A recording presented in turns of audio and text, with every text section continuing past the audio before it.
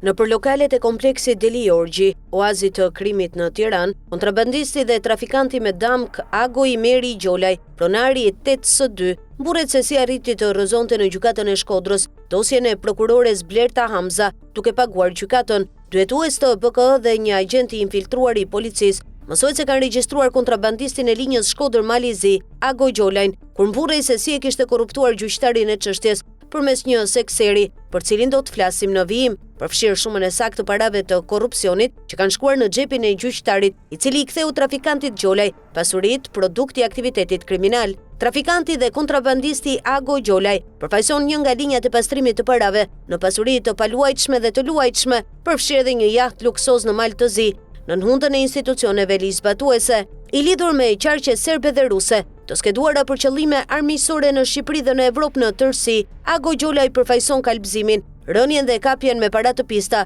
të drejtësisë në Shqipëri. Nëpër mejhanet e Tiranës, Ago Gjolaj është regjistruar edhe duke përgojuar me emra edhe krerët aktual më të lartë të policisë së shtetit, për cilët është shprehur se i ka ndihmuar, se i ka mbajtur me para dhe se i ka suportuar të ngjiten në karrierë, por që ata po tregojnë mos mirënjohës ndaj tij. Gjolaj lakon nëpër tavolina me emër mbi emër drejtuesit më të lartë aktual të policisë së shtetit, prokuror, gjyqtar dhe përfaqësues të drejtorisë për parandalimin e pastrimit të parave, duke pretenduar se i ka paguar. Pas denoncimeve të shumta nga pamfleti, Prokuroria e Shkodrës sekuestroi pasuritë e trafikantit Ago Imer Gjolaj, si dhe personave të lidhur me të, pasi akuzohet për veprën penale, pastrimi produkteve të veprës penale. Sipas prokurorisë, pas hetimeve të kryera ka rezultuar se Ago Gjolaj është marrë me kontrabandimin dhe tregtimin e mallrave kontraband, si dhe është evidentuar si pjesëmarrës në grup kriminal që merret me trafikimin e lëndëve narkotike. Gjithashtu, sipas prokurorisë, pasuritë e tij dhe të familjarëve të tij nuk justifikohen nga pikpamja ekonomike. Ishin pikërisht disa shkrime të publikuara në media,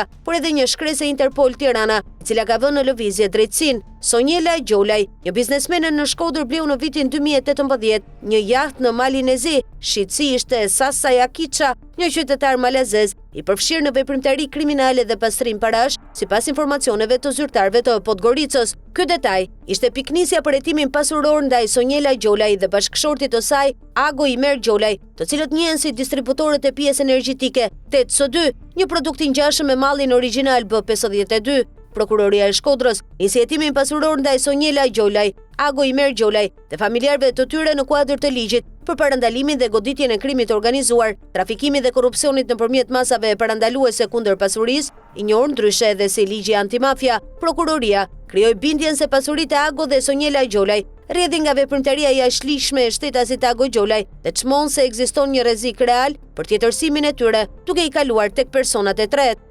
Pasuritë e sekuestruara të Ago Gjolaj dhe të shtetasve të lidhur me të, shoqëria tregtare BMSHPK me NIPT K68 40 47 06 Q, pasuritë e paluajtshme në pronësi të shoqërisë BMSHPK, konkretisht showroom me sipërfaqe 199 m2, 97 automjete në pronësi të shoqërisë BMSHPK, gjendje aktuale në gjitha llogaritë bankare, llogari rrjedhse e depozita në gjitha bankat e nivelit të dytë në Republikën e Shqipërisë, në emër të shtetasit AG, shtetases SG, si dhe të shoqërisë BMSHPK, por me sa duket të gjitha këto fakte nuk e kanë bindur gjykatën e apelit të jurisdiksionit të përgjithshëm, që ka vendosur rrëzimin e kërkesës për sekuestron preventive mbi pasuritë e trafikantit të 8S2. Bizneset e ndershme që investojnë paratë e tyre në Shqipëri shtypen, zhgënjehen me shtetin deri në atë pikë sa detyrohen të largohen për t'i hapur rrugë Agos me shok. Ago Imer Gjolaj me paratë e trafiqeve mund të blejë një hallk të drejtësisë, por nuk e heq dot njollën e zezë të kontrabandistit